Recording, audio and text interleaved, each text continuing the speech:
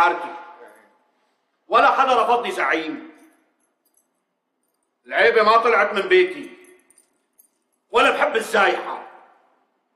ابني الله يرحم روحه كلكم بتعرفوا فهد، كان رجال ومعبي أواعيه. مات من شان شو؟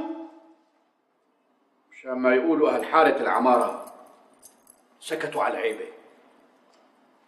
وأي واحد منكم من صغيركم لكبيركم بحارة العمارة محول لي هالقد يجي لي علي عين. للأمانة نحن ما شفنا منك غير كل خير يا عم يا فهد. الله يرحم فهد ويجعل مأواه الجنة. آمين. آمين. أنا بدي منك ضمانة من ناح موضوع واحد يا أبو فهد، وهالشي أماني برقبتي. مرني يا شيخ، أنت بتمون على الرقبة. مشان قصة تارك مع الزيبق.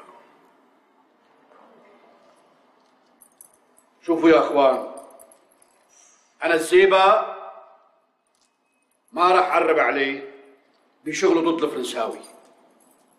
ليش؟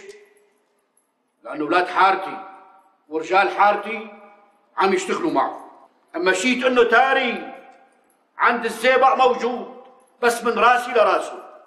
إيش كان كنت زعيم ولا إيش كان كنت خدمتشي بيناتكم ما بتنازل عن تاري. وأنا هذا الشيء اللي بدي إياه منك يا أبو فهد. إذا حدا